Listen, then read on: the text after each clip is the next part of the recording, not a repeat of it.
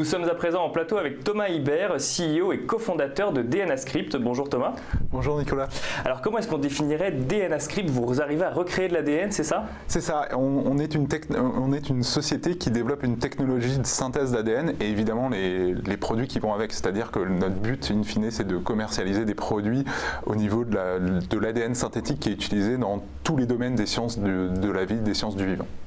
Alors on dira dans un instant comment vous arrivez à créer cet ADN. Juste l'objectif de créer de l'ADN synthétique, quelle peut être l'utilisation par la suite? Alors il faut savoir, l'ADN c'est un peu le code de la vie, c'est-à-dire c'est l'équivalent pour un code informatique, mais pour les systèmes biologiques, c'est-à-dire les cellules qui composent les êtres vivants et qui composent nos cellules.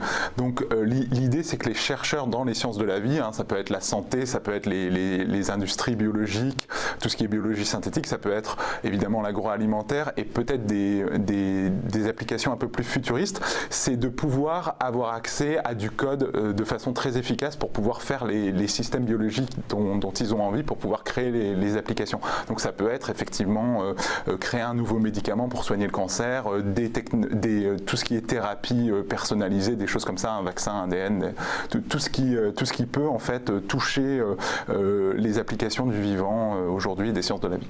Donc dans le domaine de la médecine, effectivement, pour soigner, vous disiez le domaine de l'agronomie ou de l'agriculture également, on peut y voir des applications? Oui, effectivement, on peut par exemple, si on a une plante ou voilà, si on a une plante qui est par exemple composée de 90% d'un acide gras qui est plutôt médiocre d'un point de vue nutritif et de 10% d'un acide gras qui lui va être très bon d'un point de vue nutritif, on peut inverser cette balance et avoir dans ce cas-là un aliment qui a des meilleures propriétés nutritives comme ça.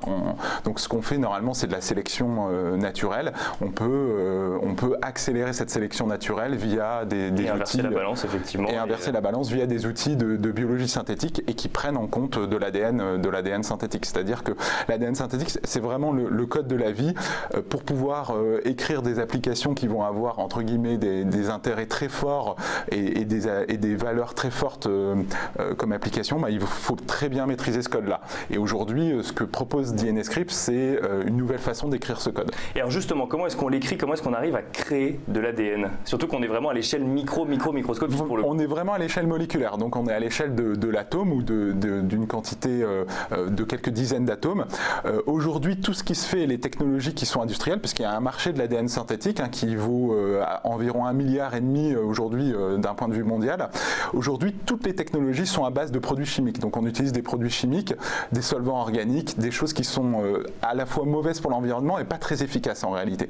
Nous, notre approche chez DNA Script est un peu différente. On utilise en fait des enzymes qui sont les nanorobots naturels qui sont présents dans les cellules des êtres vivants et qui produisent déjà de l'ADN en le recopiant. Nous, ce qu'on fait, c'est qu'on essaye de dompter entre guillemets ces nanorobots-là pour leur faire l'ADN dont on a besoin. Donc, qu'ils ne recopient pas de l'ADN, mais qu'ils le créent un petit peu de novo. Donc voilà. Vous allez chercher des enzymes naturelles, puis vous les éduquez, entre guillemets, à créer un ADN différent. Exactement, voilà, c'est ce qu'on fait. Donc on prend ces enzymes naturelles, on les éduque pour qu'elles fonctionnent dans un processus qu'on développe nous.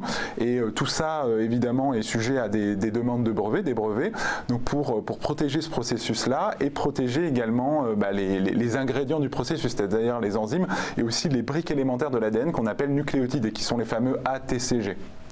Vous avez parlé d'un marché à 1 milliard de dollars. Quand on parle de création d'ADN, donc du coup on a parlé effectivement d'applications dans la médecine ou dans l'agronomie, du coup le marché ça consiste en quoi? C'est directement les utilisateurs finaux ou on va vendre à des laboratoires Alors on va vendre à des laboratoires, des industries, on va vendre aussi à des académies, c'est-à-dire des universités, des pôles de recherche en fait, mais on va aussi vendre effectivement à des gens qui sont des industriels ou des startups ou des biotechnologies qui vont développer des produits. Donc c'est vraiment vendre de l'ADN ou vendre des solutions pour que les gens aient accès à cet ADN-là. Donc ça, c'est le marché d'1,5 milliard.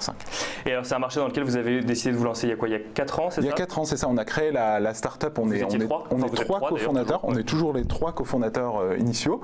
On a créé cette start-up en 2014 en fait, à peu près à l'été 2014. Donc on va fêter bientôt nos 4 ans. Et alors avant de parler effectivement de là où vous en êtes arrivé aujourd'hui, pourquoi vous êtes lancé dans la création d'ADN? Parce que vous aviez une fibre déjà sur cette thématique-là, ou d'où c'est venu? Alors, avant de créer DNSREP, je travaillais dans le monde des biocarburants, donc j'ai essayé de développer des technologies pour créer des carburants à partir de sources renouvelables qui utilisent de façon très massive les biotechnologies et donc très massive de l'ADN de synthèse.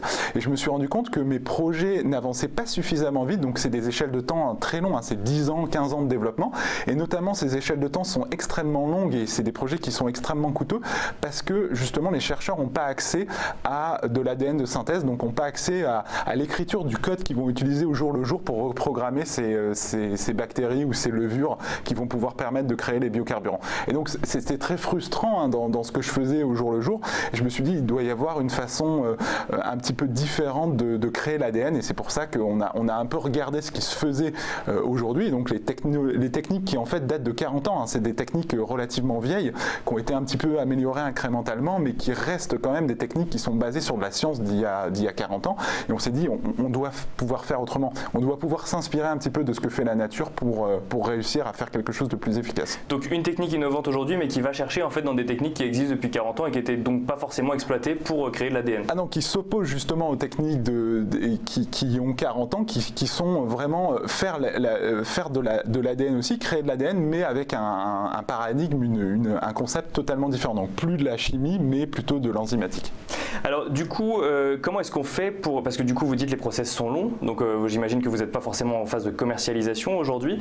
Comment est-ce qu'on fait pour tenir sur 4 ans, 5 ans, 10 ans lorsqu'on a cette société? Vous êtes accompagné par un certain nombre d'autres entreprises ou de partenaires? Tout à fait. Alors oui, effectivement, on n'est pas encore on n'a pas de produit commercial aujourd'hui. Donc ce qu'on fait, c'est qu'on continue le développement. On espère en avoir un assez vite d'ici la fin de l'année, début de l'année prochaine.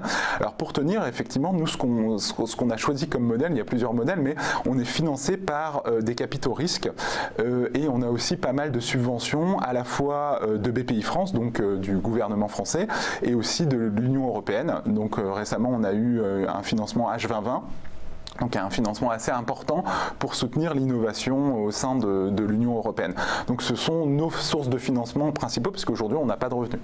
Donc l'Union européenne en fait vous a financé via le biais de la BPI. Pour quelle raison? Parce que c'était une technique innovante effectivement en Europe qui permet une compétitivité par rapport à d'autres marchés mondiaux? Exactement, ouais, c'est le cas. Je pense qu'il y a pas mal d'acteurs aujourd'hui qui voient l'ADN synthétique comme un verrou à déverrouiller pour le futur, pour créer encore plus de valeur. Et donc financer des techniques innovantes au niveau de ces aspects-là sont très très importants. Ouais. Alors vous avez fait également une levée de fonds il y a à peu près un an, en juin 2017, de 11 millions d'euros avec 3 partenaires, c'est ça? 4 partenaires en fait. 2 partenaires historiques qui avaient déjà été là lors de la première levée de fonds de DNSCrypt en 2016, et 2 nouveaux partenaires qui sont internationaux et qui sont surtout des industriels du domaine, donc qui connaissent très bien. Ce sont Illumina Venture, donc qui est Illumina, c'est le leader du séquençage d'ADN, de la lecture, c'est-à-dire c'est les deux faces d'une même pièce. Nous on fait l'écriture de l'ADN, eux ils font la lecture. C'est une société qui est très importante, qui pèse 30 milliards environ de dollars en bourse. Donc différents endroits de la chaîne de valeur, effectivement. Voilà, différents endroits de la chaîne de valeur. Et Merck Venture qui est adossé à la société Merck et qui est aussi un gros acteur dans le monde des sciences de la vie en proposant des outils et plein d'autres technologies pour justement la recherche et les applications en biotechnologie, en life science. Alors Thomas, de mon point de vue de néophyte, j'ai l'impression que quand je lis un certain nombre d'actualités sur les biotechnologies, c'est quand même très souvent basé aux États-Unis. Est-ce que c'est aussi facile de se lancer dans ce genre d'activité en France ou en Europe que par exemple aux États-Unis? Alors, je pense que oui, c'est assez facile de se lancer en Europe, et notamment en France, on est très bien accompagné pour le départ, c'est-à-dire pour jusqu'à à peu près la phase où on en est de DNSCrypt. Pour les prochaines étapes, la question va un peu se poser. Nous, évidemment, faire de la recherche en France et notamment en Europe, c'est quelque chose qu'on pense être très très efficace. On a des très très bons chercheurs, on a un très bon environnement, on peut attirer des gens d'à peu près partout sur la planète, surtout en étant à Paris, donc on veut vraiment conserver ça. Après, la moitié du marché, notamment de l'ADN synthétique, est en Amérique du Nord. Donc à un moment donné, il va falloir avoir une présence aux États-Unis, mais on peut imaginer à peu près tous les schémas, de toute façon. On a des avantages compétitifs en Europe sur les biotechnologies, par exemple, ou sur sur le développement de ces applications? Alors on a certains avantages, il y a des domaines qu'on connaît très bien, notamment tout ce qui est fermentation, développement de procédés impliquant la culture de micro-organismes. Merci les brasseries. Voilà, exactement. Après, l'écosystème est quand même moins développé qu'en Amérique du Nord, où il y a beaucoup d'innovation, où il y a une grande culture de tout ce qui est biologie synthétique, biotechnologie. Mais en France, en Europe, tout ce qui est Belgique, Allemagne et évidemment Angleterre, c'est quand même des pays qui ont une tradition, un historique extrêmement important dans ces domaines-là aussi. Mais l'Amérique du Nord compte énormément aussi. Alors donc vous avez levé 11 millions d'euros, vous avez reçu une subvention de l'Union européenne, vous disiez que vous espériez pouvoir commercialiser quelque chose d'ici la fin de l'année, ça veut dire que là vous êtes vraiment sur des phases de tests concluantes et sur des avancées majeures sur votre développement? Tout à fait. Récemment, au début du mois de mai, on a présenté des résultats donc dans différentes conférences internationales, montrant qu'effectivement on avait passé le cap de juste la preuve de concept scientifique. Donc aujourd'hui, on est sûr que cette technologie, elle fonctionne d'un point de vue théorique, scientifique et technique, et aujourd'hui on la développe pour l'amener jusqu'à un produit commercial. Et du coup, les prochaines étapes dans les prochaines années? Alors on pense faire une levée de fonds relativement rapidement parce qu'on est en pleine croissance. Aujourd'hui on est à un effectif de 30, il y a un an on était 10. Donc il faut continuer, il faut accélérer sur le développement de la technologie et surtout des produits qu'on veut créer en fait via cette technologie-là. Donc on a plusieurs pistes et c'est important pour nous de faire un prochain tour de financement pour supporter cette croissance et aller vers des produits concrets en fait. Merci beaucoup Thomas Hibert. Merci Nicolas. Et je rappelle donc que vous êtes CEO et cofondateur de DNA Script.